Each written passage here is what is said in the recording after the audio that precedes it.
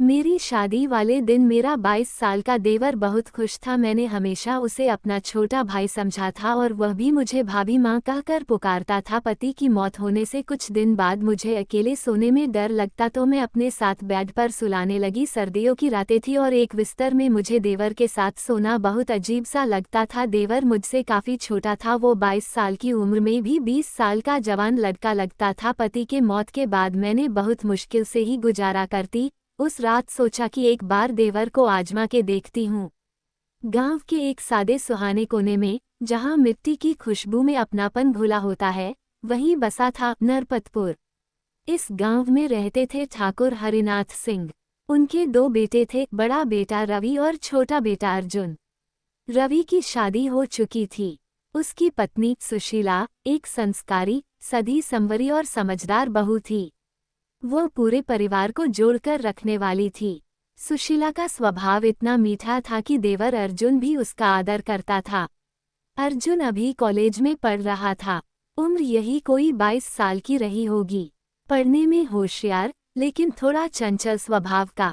सुशीला की हर बात उसे अच्छी लगती थी, उसकी बातें, उसका व्यवहार, उसका दूसरों के प्रति सम्मान।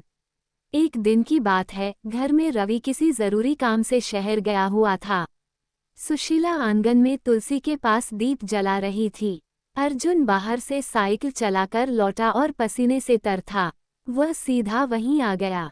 भाभी, पानी मिलेगा, अर्जुन ने कहा। सुशीला मुस्कराए और कहा, तुम पहले हाथ मुंह धो लो, मैं नींबू पानी लाती हूँ। अर्जुन उसे जाता देखता रहा। भाभी में उसे एक अजीब सी अपनापन दिखता था, जो कभी माँ जैसी लगती तो कभी किसी दोस्त की तरह। दिन बीतते गए। अर्जुन अब अक्सर सुशीला से बातें करने लगा। कोई किताब की बात करता, कभी कॉलेज की समस्या, कभी दोस्तों की शरारतें।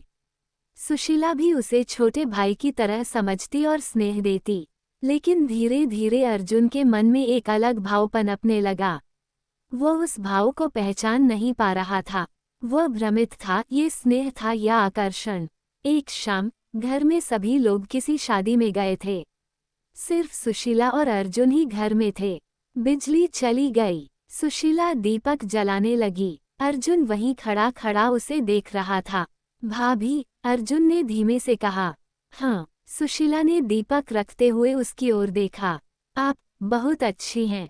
अर्जुन की आंखों में एक गहराई थी। सुशीला मुस्कराए, अरे पगले, तू भी न, चलो चलो, चलकर खाना खा लो। अर्जुन कुछ कहना चाहता था, पर खुद को रोक गया।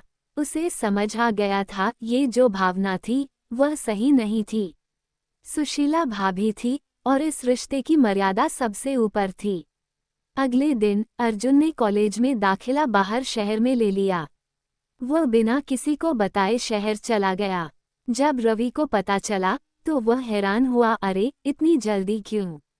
सुशीला समझ चुकी थी, अर्जुन ने खुद को और रिश्ते को बचा लिया था। अर्जुन की नौकरी लग गई। वह शहर से गांव लौटा।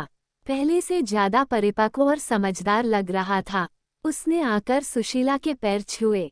भाभी, आज मैं जो कुछ भी हूँ, वो आपके संस्कारों की वजह से हूँ, उसने कहा। सुशीला की आंखों में नमी थी। तू मेरे लिए हमेशा छोटा भाई ही रहेगा अर्जुन। अर्जुन ने कहा, और मैं आपकी इज्जत और इस रिश्ते की लाज हमेशा रखूंगा। उस दिन पूरे परिवार ने मिलकर खाना खाया। घर में एक बार फिर वही मिठास लौट आई थी। रिश्ते सिर्फ खून से नहीं, भावना और मर्यादा से बनते हैं। देवर भाभी का रिश्ता बहुत सुंदर होता है, इसमें स्नेह होता है, पर उसमें मर्यादा का संचार जरूरी होता है। अर्जुन ने जो फैसला लिया, वो हर युवा को प्रेरणा देता है कि जब मन भटके तो आत्मा की आवाज सुनी जाए। तभी रिश्ते बचते हैं और संस्कार जीवित रहते हैं। मेरे घर में मेरी सास, मेरे ससुर, मेरा छोटा देवर और पति, हम 5 रहते हैं। हमारे पतिदेव अभी कोलकाता गए हुए हैं क्योंकि वो बिजनेस करते हैं, तो कुछ सामान लाने के लिए। मैं कानपुर के रहने वाली हूँ। कानपुर देहात में रहती हूँ। असल में कल रात ये हुआ था कि जब मेरे पति घर में नहीं थे, कोलकाता गए थे, वैसे भी जल्दी खाना बन गया था। मम्मी पापा जल्दी सो गए थे। देव जी अपना पढ़ाई कर रहे थे छत पर।